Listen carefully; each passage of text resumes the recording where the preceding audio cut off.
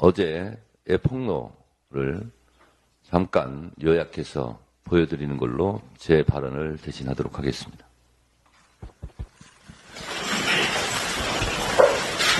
한 번은 그 이정석 검사 아내랑 지금 계시는 아주머니가 저와 상봉이래요. 검사나 경찰 고위 간부들은 정과자 조회가 자유로운 줄 알았습니다. 너무 쉽게 얘기하길래 그렇게 할 수 있구나. 네. 그 재벌 부회장이 네. 돈을 낸 게 아니냐. 여기에 대해서 부인했거든요. 양보 이름을 댔습니까? 그 임원분 이름 대고 들어갔어요. 그 재벌 부회장? 네. 이정석 검사 와이프가 그냥 자연스럽게 그분 이름을 대고 들어간 거예요. 식사 대금은 혹시 일단 저희 남편도 안 냈고 고모부도 그냥 잘 먹습니다 하고 나왔어요. 숙박도 식사도 별자는 걸 본 적이 없다? 네, 전 없습니다. 강촌에만 있는 건 아니잖아요. 저기 남해에도 있고 여러 곳에 있는 걸로 알고 있습니다. 그때마다 저는 갔었고요. 그리고 그 아저씨 이름으로 예약돼 있었고? 네, 아니면 혹은 그 딸의 이름으로 예약을 해준다든지. 네, 올해 2023년 2월 6일에서 7일 넘어가는 시간이었을 거예요.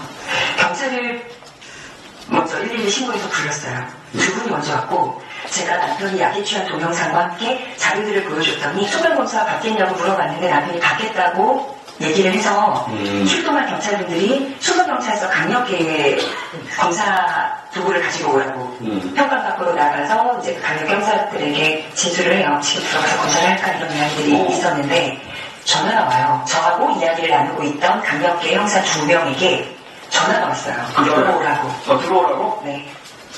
그냥 들어오라고? 이렇게 하버렸어요 그냥? 네. 그리고 그 다음날 무슨 일이 있습니까? 저는 아이가 집에 있으니까 현관문을 열고 집에 들어갔거든요. 네. 근데 거기 딱 이정석 검사 와이프가 앉아있는 거죠. 고모부의 개입이구나, 큰일 났구나. 확인할 수는 없는데. 네, 학교 등교를 시키고 저는 수사검사소로 바로 가게 됐어요. 2월 7일 이거 신고하러 왔다. 폭행으로는 고소, 마약으로는 고발을 했거든요. 그 당시에 수사관분들은 잘 진행을 해주셨어요. 너무 중요한 증거이기 때문에 절대 잃어버리지 말라고 꼭 잘 가지고 있어야 된다고까지 하면서 그래서 전화를 받았는데 그 마약 사건 수사관이 자기가 개인적인 사정으로 발령이 나서 이 사건을 더 이상 못 맡게 되어 전화를 했다는 거예요. 그렇게 바뀐 수사관이 6명이에요. 두 번째 분은 그러세요. 그 증거물 내십시오 하고 변호사랑 날짜 잡아서 증거물 받기로 한 분이에요. 근데 증거물 내놓으니까 가져가시라고. 세 번째가 유령 수사관. 약속도 잡았고. 이 사람 누구냐? 시간도 잡았고. 만나기로 한 날이에요, 그날이. 그런데 갔더니 그런 수사관이 없대요? 없대요. 네 번째는 계속 또 이름만 보내왔어요. 다섯 번째는 마약 수사팀이 수사검찰서에 처음으로 꾸려진 날이거든요. 그 마수팀 팀장에게 가서 진술을 하죠. 2차 진술을. 그런데 저쪽 변호사가 자기 수사기관을 상대로 법적 대응을 할 수도 있다는 거예요. 이 증거물을 받아주면. 여섯 번째는요? 디지털 경제팀인가? 어떤 분 하나가 차출이 돼서 그분 제 사건을 맡았어요. 그래서 좀 진행했어요? 아니요. 팀장님이 하지 말라 그랬다. 제 거 하나 했죠. 휴대전화, SD카드를 이제 서울청 수사관이 뽑으려고 하는데 SD카드가 없는 거예요. SD카드를 넣어서 줬는데 SD카드를 본인들이 다 확인하고 휴대전화, SD카드 포렌식하다라고 그 마스팅 팀장이 써서 봉투에 넣어가지고 증거물로 보낸 건데 그런 영상이 있으니까 네, 여섯 번째 수사관한테 SD카드 어디 갔습니까? 라고 수사관이 물어봤더니 대답을 안 해요. 그럼 다 돌려달라 해서 받아서 개인적으로 포렌식을 맡았어요. 그러면 그 안에 뭐가 있었습니까?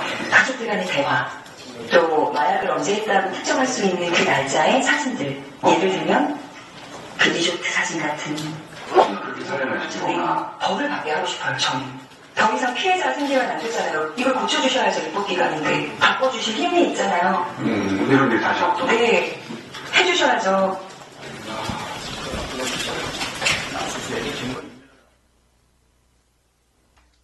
오늘 영상을 잘 보았습니다. 그 이정석 검사, 비리검사의 처남댁인 분이 나와서 저렇게 말씀을 하시는데 얼마나 많은 갈등이 있었을까요? 얼마나 많은 고통이 있었을까요? 가족의 이야기입니다. 아이들이 있습니다. 그럼에도 불구하고 이야기하지 않을 수 없는 상황까지 왔습니다. 그분이 그런 이야기를 해서 이정석 검사의 비리가 만천하에 드러났습니다. 이것은 언론이 보도해 주셔야 합니다. 그래서 세상에 잘못된 것은 잘못되었다고 이야기하게 해줘야 합니다. 그리고 여기에 얼마나 많은 권력이 개입되어 있는지 우리는 낱낱이 밝혀야 합니다. 윤석열 정권 들어서면서 한동훈 법무부 장관 마약을 이야기했습니다. 그런데 이 마약이 끝내 부메랑이 되어서 윤석열 정권과 한동훈 장관 그리고 국힘당에게 부메랑으로 되돌아가고 있습니다. 이정섭 검사 부인이 밝힌 이정섭의 처남 마약 사건은 누가 무마시킨 겁니까? 경찰은 왜 왔다가 되돌아가고 6번이나 경찰 담당자가 바뀐 겁니까? SD카드는 어디로 간 겁니까? 이에 대해서 경찰이 입장을 내야 합니다. 윤희근 경찰청장 이에 대해서 입장을 내야 합니다. 고위직 관련이 있는 모든 것은 위로 보고하게 되어 있습니다. 경찰서장이 알게 되어 있고 그것은 위로 보고하게 되어 있습니다. 이 보고 체계가 어떻게 되는지 이것에 대해서 낱낱이 국회에 와서 경찰청에서 보고해야 합니다. 그리고 이에 대해서 경찰 스스로 수사하고 그리고 책임을 물어야 합니다. 이원석 검찰총장이 이렇게 이야기를 했습니다. 검사들을 탄핵하지 말고 이재명 대표에 대한 수사와 기소를 책임진 저를 검찰총장을 탄핵하십시오 라고 얘기했습니다. 이재명 대표 검사 수사 때문에 우리가 이정섭 비리검사를 탄핵했다며 자신을 탄핵하라고 했습니다. 이제 이쯤 되면 이원석 검찰총장 다시 재수사 지시 내리고 그리고 중요한 것은 압수수색을 했는데 리조트 압수수색이더라고요. 이 마약 사건 관련해서는 어떻게 되는지 통화 기록을 조회해야 합니다. 그리고 모두 다 압수수색해야 합니다. 경찰도 그리고 처남 관계자들도 이정석 검사도 이정석 검사가 누구랑 상의했는지 어떤 범죄 기록을 조회했는지 전부 다 압수수색해야 합니다. 그리고 이에 대해서 발언했던 이원석 검찰총장도 책임져야 합니다. 이에 대해서 한동훈 법무부 장관 마약을 그렇게 이야기했는데 누구 마약은 잡고 누구 마약은 다 봐주는 거였습니까? 오늘 저는 한 가지 더 이야기하겠습니다. 마약 성과를 내기 위해서 국정원에서 정보 제공자를 두고 허위 마약 제보를 받고 이 허위 마약 제보를 통해서 마약을 했다며 시민을 구속하고 재판까지 올렸던 사실이 있습니다. 허위 제보로 일반 시민을 재판까지 받게 하는 그런 사건을 만들고 그러면서 마약 성과는 내고 이렇게 검사의 처남 그리고 검사가 관계된 마약 사건은 무마시킨 것에 대해서 한동훈 법무부 장관이 책임져야 합니다. 한동훈 법무부 장관 이와 관련해서 한 가지만 더 제공하겠습니다.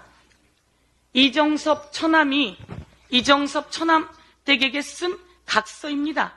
이 각서가 이정섭 처남이 그렇게 합니다. 대마초를 피지 않겠다라고 각서를 썼습니다. 이런 각서가 있음에도 불구하고 3개월 후에 이정섭 처남은 불기소됩니다.